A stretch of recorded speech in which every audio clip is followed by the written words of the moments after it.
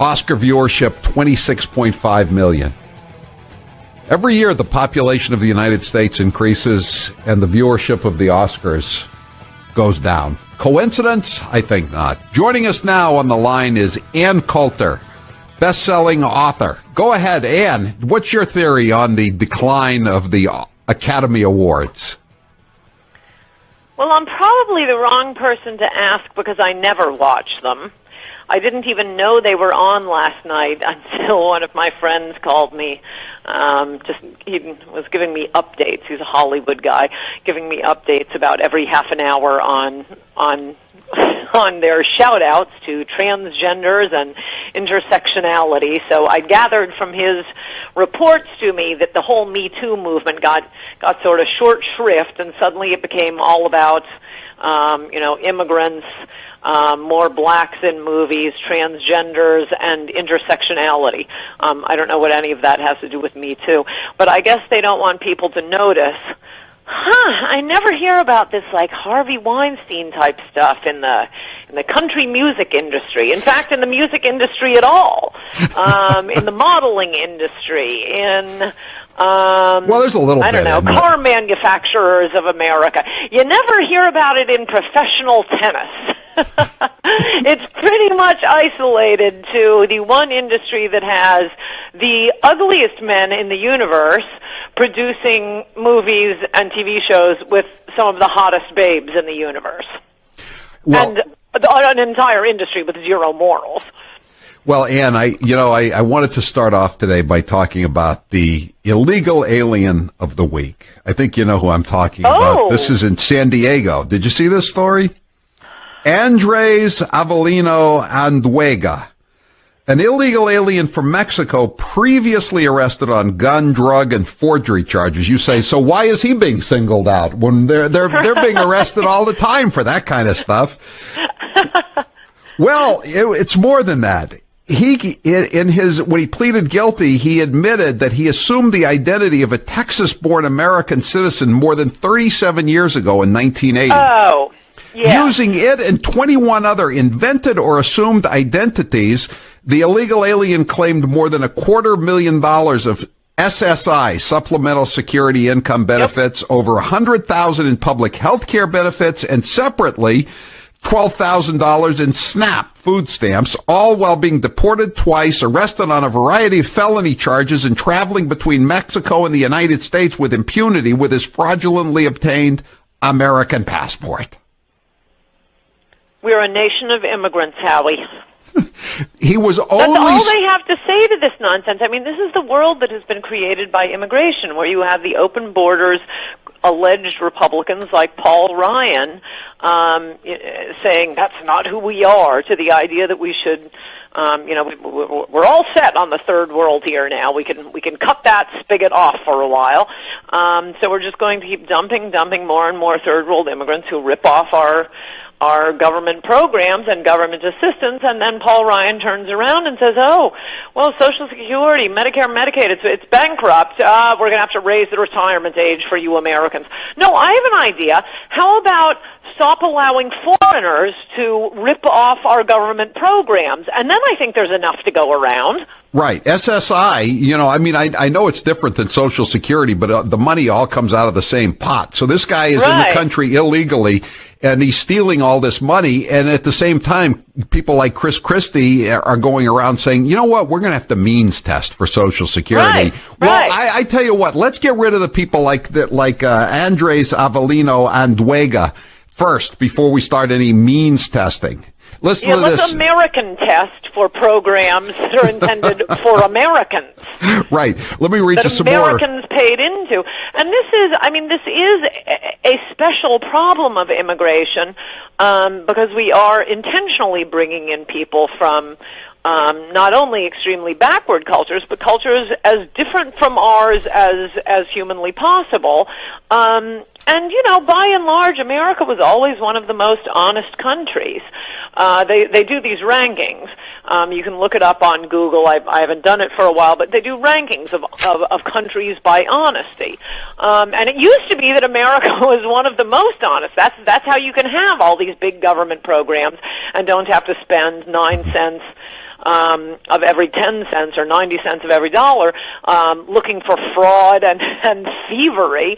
But we're bringing in people from cultures where it is considered not dishonorable to steal from the government. Right. In fact, in some cultures, oh, whoa, that's cool. You ripped off the government for X amount of money.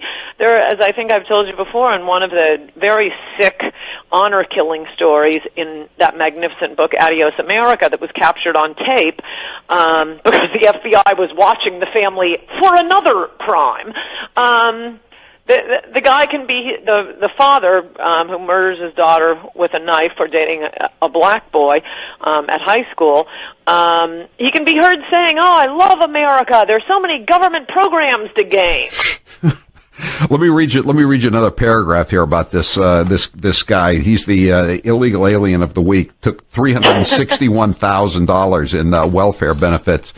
The Mexican illegal managed to get a California driver's license, a Social Security card, and a U.S. passport, all the while claiming to be Abraham Riojos, a similar-age Texan later found to be living in Florida and completely unaware that an illegal alien was using his identity to steal hundreds of thousands of dollars from the federal government. You know, the worst thing about it, Ann, is some people don't discover that their identity has been stolen until they get into their 60s and they apply for Social Security and they go down to the office to apply and they're told, "Oh, Mr. Riojos, didn't you already start collecting 5 years ago? And we're sending your checks to Tijuana."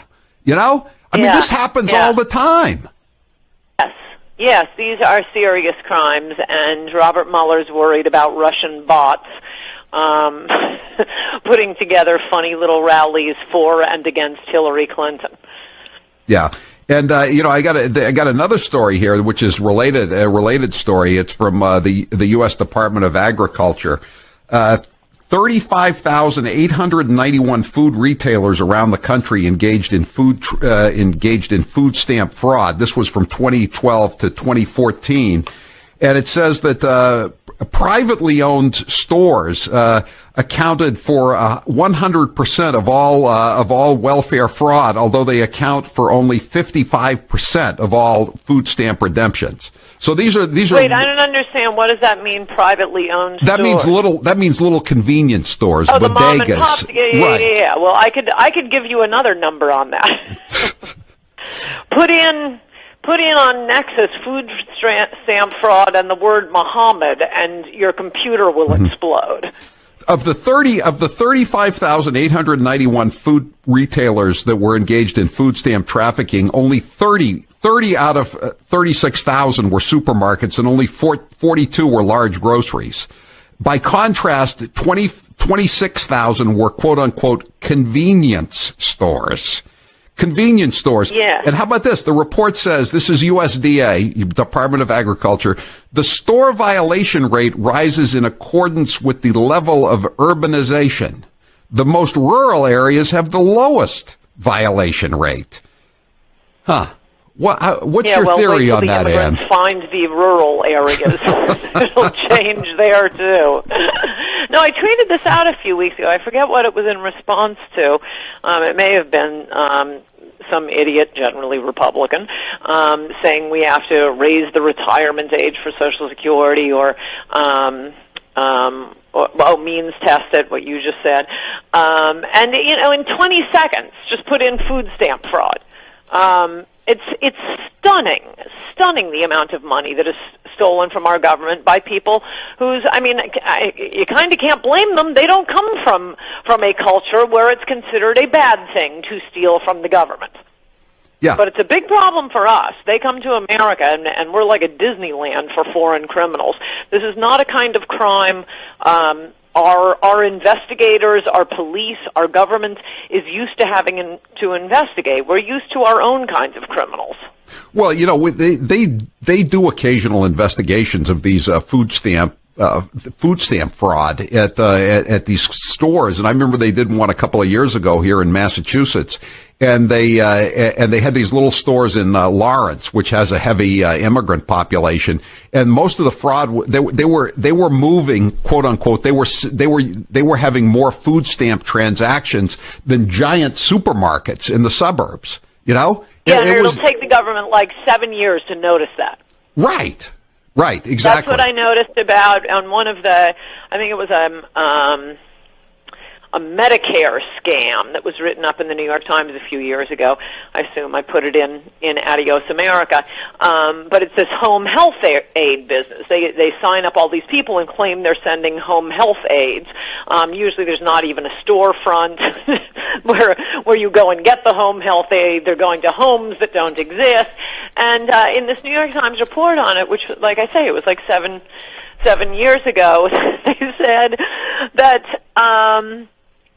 something like 80% of the claims were coming, more than the entire rest of the country combined, were coming from a single county in Florida. And it took them about 10 years